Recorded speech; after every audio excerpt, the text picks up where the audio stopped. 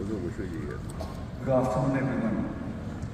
I'm deeply grateful to the UW School of Public Health and its leadership for this honor and opportunity to speak today. Having had my graduation almost a decade ago, the memories are still fresh. I remember that the joy I got most was not of my accomplishment, but rather of the pride in the faces of my family, friends, and mentors. So dear graduates, let us give a standing ovation to your family, friends, mentors, and well-wishers who deserve the celebration just as much as you do today.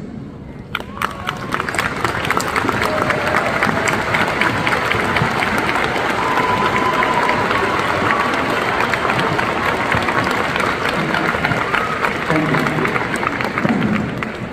So in 2015, I could not bring my dad during my graduation because there was a massive earthquake in Nepal. But this time he's here, and my wife and son too. So from this stage, I also want to thank them for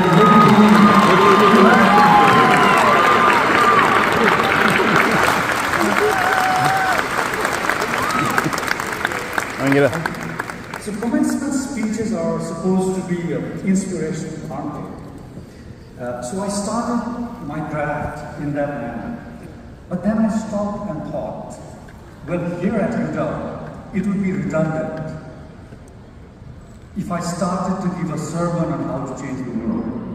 In this institution with people who have made remarkable impact in public health, inspiration finds you every day, almost haunts you every day. Talking about inspiration, I have to tell you, back then we did not have the magnificent Hans Rosling Center that we have today. We just had basically the TV. By any chance, did you hear stories about people who got lost in the TV and never came out? We used to hear that often. For a person coming from the car with the lush green view every day, attending lectures in sober classrooms and windowless chambers, inspiration didn't come easy. Maybe it too got lost in the complicated hallways of TV. But however, as the rigorous training unfolded over ensuing days, things started to make sense. Personally, the lectures that gave examples of how certain programs, studies, and some numbers, just plain numbers, transformed the world, excited me the most. The stories of smallpox eradication, pioneering works on smoking and lung cancer, research on asbestosis, landmark epidemiological studies on cardiovascular diseases, works on HIV prevention and management, and many more, all led by public health professionals. So setting the inspiration aside, today I have come here to make a few confessions. The first is, the real learning of public health starts mostly after graduation. After 6 years of education here, I started my journey back to the hub with higher hopes and confidence of creating new academic programs, initiating novel public health activities in rural communities, and collaborating with government in enhancing our policies. I almost had a clear-cut plan well laid out in my mind. But guess what? As I started delving deep into the nuances of the work, I began to feel it is not that straightforward. Public health is a unique field, probably one of the very few fields that touches almost every other disciplines, be it medicine, sociology, politics, economics, engineering, and so on. It is a field where one day you might be having a conversation with an illiterate poor person in a rural community, and the next day you might be arguing with the minister. One day you might be talking to a young student at your university, and the other moment you are speaking with the renowned researchers from another part of the world. As much as its vastness intimidates you, the uncertainty it holds intrigues you. As a medical student, I had never studied climate change. Once in 2012, when I was attending a presentation on climate change, I asked my friend sitting by my side, very naively, is this really that big of a deal?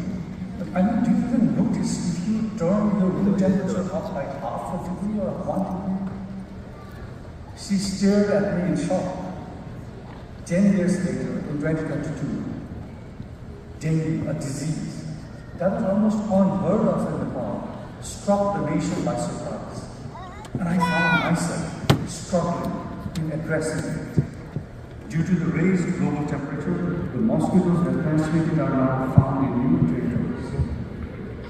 Despite having prior training in infectious diseases, I have focused my PhD here in epidemiology in non-communicable diseases, believing that this was the future and this was the most pressing concern of the world. And a few years later, COVID. So be prepared to be surprised. And when one gets surprises all along, one has to be able to create one's own ecosystem and teams to work in that context, constantly discovering, adapting, and innovating. During COVID, all day I will be working in the community with local leaders, and in the evening, the Zoom calls will be with officials in the ministry. All along, our team of students, researchers, staffs work to pull together the numbers that made sense of them for targeted planning. Hence, the ecosystem we had to create included people from all walks of life, contributing in unique ways to fulfill a common goal, to save lives and reduce suffering. I also have another confession. We are really trained on the value and strength of perseverance.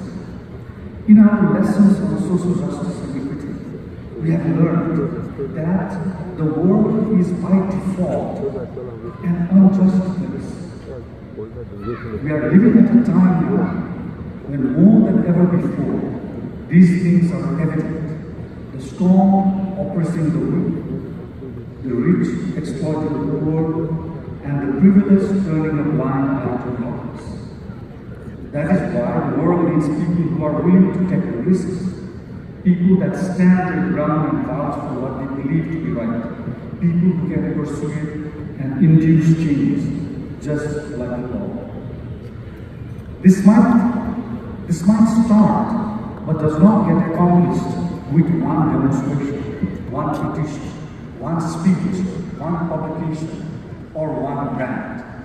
This happens with continued effort and a more thoughtful strategic planning, which might often be filled with disappointments, discouragements, and uncertainties.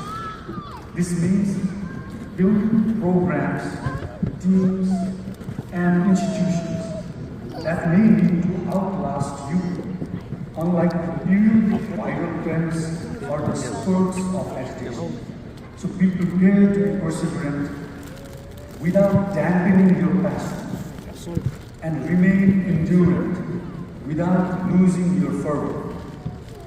Very early in the talk, we realized that sustained achievements in public health require the next generation of public leaders. For this, we would have to build academic institutions and programs capable of training them.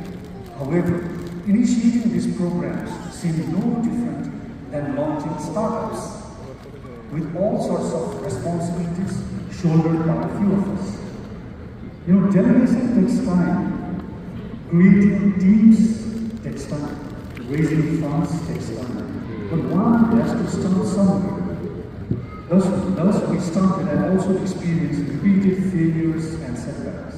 But we did not give up. We have now enrolled the 5th cohort of our master's program in public health, and finally we are beginning to slowly see the initial signs of a stable, rigorous and quality training and the faces of emerging leaders in public health.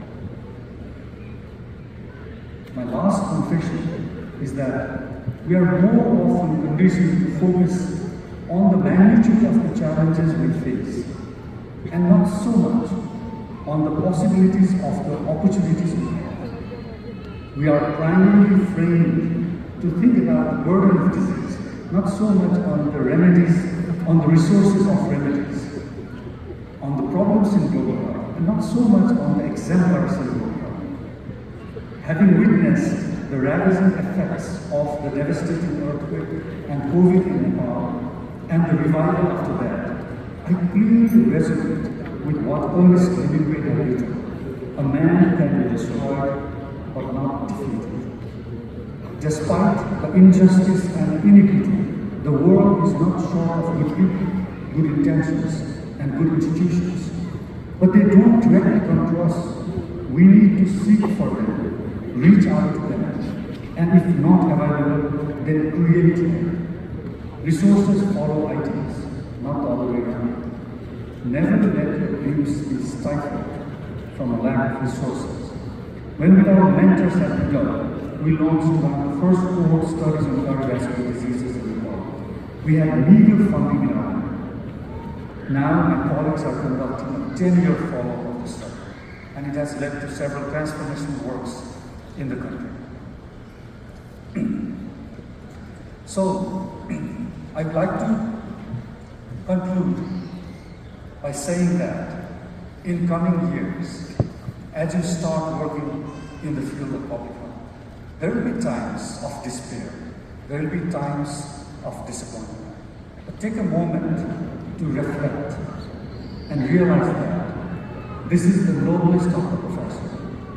This job that you call a public health professor is a field in which you are dedicated to serve everyone, to alleviate the sufferings of others, and never ever think yourself nothing less than somebody which I think should be called as the healers of humanity. Thank you.